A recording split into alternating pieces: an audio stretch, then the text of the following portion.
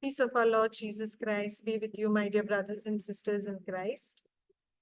Today, let us reflect on the Gospel according to Matthew, chapter 19, verses 3 to 12.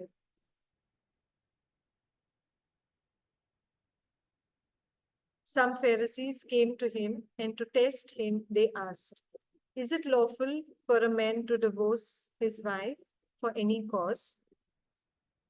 He answered, "Have you not read that the one who made them at the beginning made them male and female, and said, 'For this reason, a man shall leave his father and mother and be joined to his wife, and the two shall become one flesh.'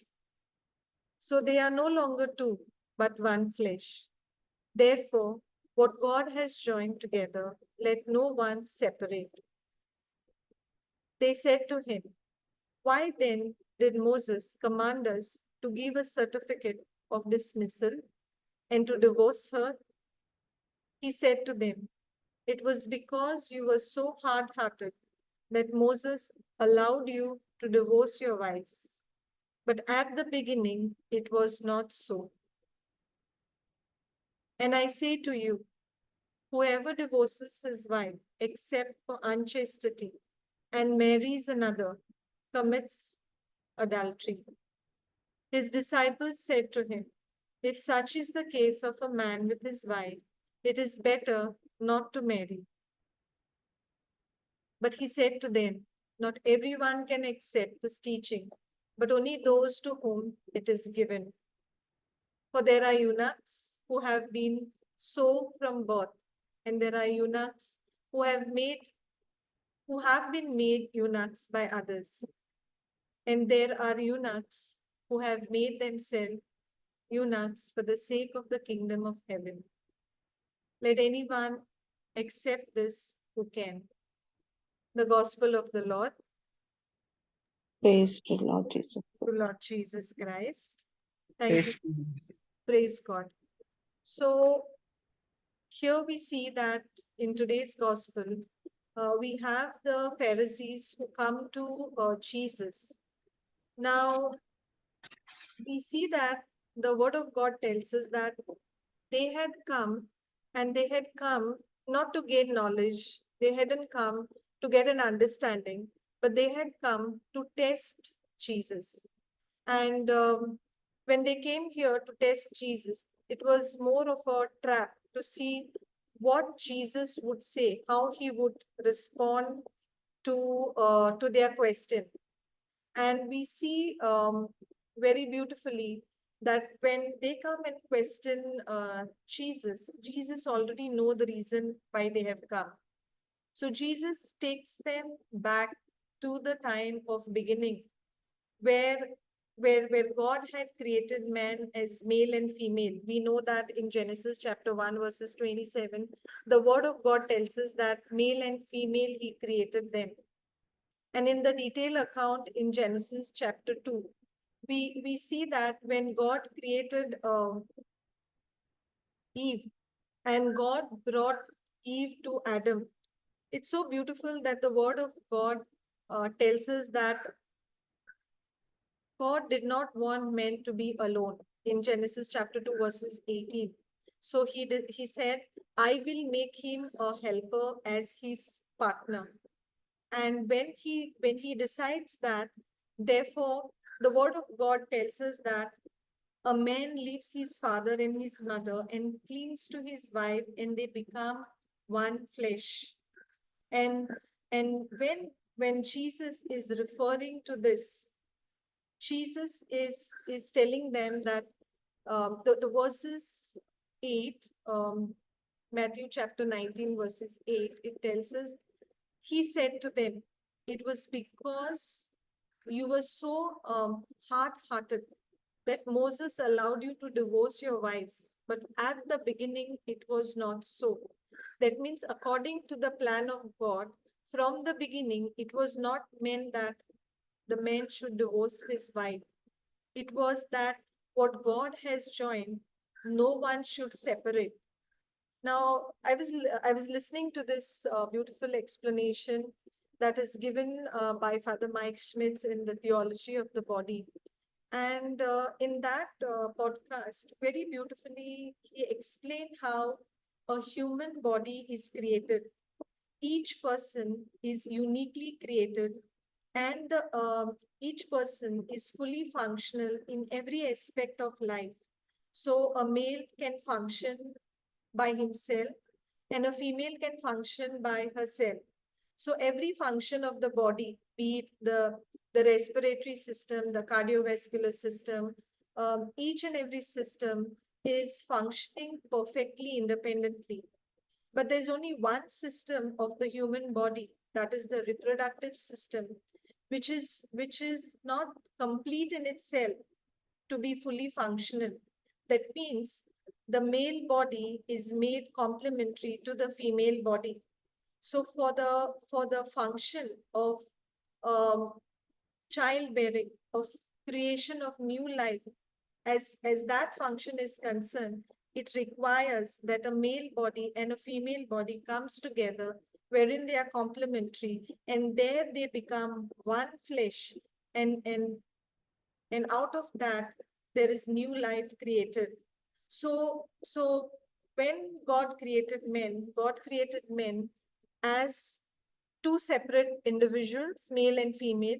They come together, and when they are together as one flesh, it gives birth to new life. Now, when God created men, this union was meant to be never broken, that what God has put together, no man shall put asunder. Now, when Jesus explains about marriage, Jesus tells them that from the beginning it was not so. You were not supposed to serve a notice of divorce to your wife. But we need to understand that marriage is a covenant. And it is a covenant not just between two persons, not just between man and woman, but in marriage, we have Jesus, who is the third covenant partner. And when Jesus is the third covenant partner, a man by himself may not be able to love his wife, because by nature, person, an individual, a human being tends to be self-centered. The person will think and put self-interest first. But we know that true love is willing the good of the other. So by virtue of being the nature that is given, this person is not able to love his wife, or a wife is not able to love her husband in the fallen state. And that is why we understand that marriage, which is a covenant between a man, woman, and Jesus. Now, we know that Jesus, who's God, is love himself. So when Jesus is the covenant partner, when we receive this love of God in our hearts, with this love, it allows a person to love the covenant partner. Now, this love will be willing the good of the other. Now, when the Pharisees come to Jesus, now when Jesus is trying to tell them that from the beginning it was not so, is because they come back and ask him, how is it that Moses commanded?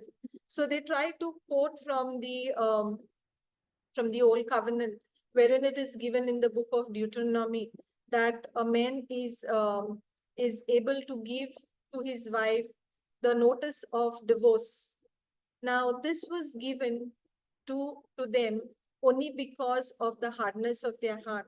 And there too, it was given because if we look at Deuteronomy 24:1, the word of God tells us that suppose a man enters into marriage with a woman, but she does not please him because he finds something objectionable about her. And so he writes her a certificate of divorce. So this thing which is mentioned about being objectionable is centered around chastity. It's centered around fornication. So in this case, Moses had given them a provision that he could divorce his wife. But they were thinking, and they were trying to put it up as a command.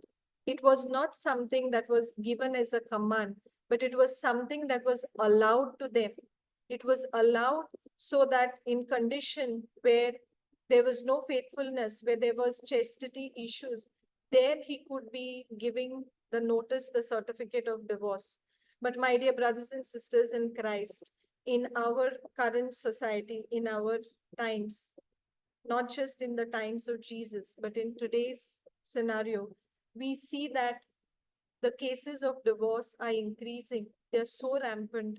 Even in our little state of Goa, the rate of divorce is so high. What could be some of the reasons for this?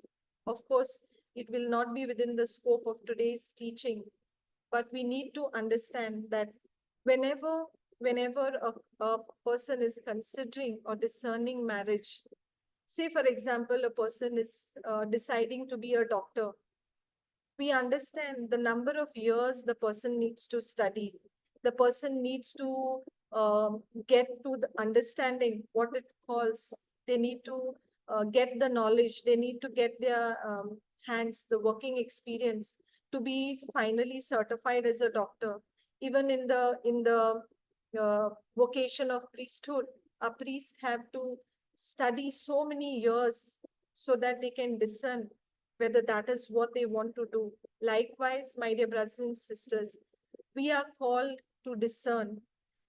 Ephesians chapter 5 from verses 21 onwards, it tells us the ways of Christian living, what it is called for us to have a life lived in a Christian household. If we look at 1 Corinthians chapter 13 verses 4 onwards, it tells us about love. It tells us about enduring, being patient, being kind, not keeping record of wrong. So let us understand that it is not about what is given in the law. Certain allowance have been given, certain provision were made in the law because of the hardness of heart. But Jesus tells us that it was not so from the beginning. And from the beginning, it was that what God has joined, let no man put asunder. Praise God. Thank you, Jesus. Thank you, Jesus. So let us close with a thanksgiving prayer. In the name of the Father, and of the Son, and of the Holy Spirit. Amen. God, our loving Father, we thank you, we praise you, we give you glory. Lord, we pray today for all those who are discerning marriage, that they grow in their understanding. They grow in the understanding of what it entails to be married. May they grow in the understanding of the word of God, that as men, as women, as partners in marriage, that they are called to make Jesus as their third covenant partner. And as they grow in the understanding that they are able to love one another only when they understand God's love. Thank you, Jesus, that the foundation of our marriages is the understanding of God's love. Lord, we pray for every married couple that they grow to love one another by each passing day, dying to self, just as Jesus died and gave up himself for the church, that they know that men are called to die to self, that women are called to submit to their husbands. May the understanding of the word of God dwell richly in our hearts, so that our families be the way that the Lord wants us to be. We make this prayer in Jesus' mighty name. Amen. Amen. Amen. Amen. Amen. Amen. Amen. Amen. Thank you, Jesus. Thank you, Jesus. Thank you, Sister Brothers and sisters Mitra. in Christ, for Jesus, joining. glory to you. Thank you, Jesus. Praise God.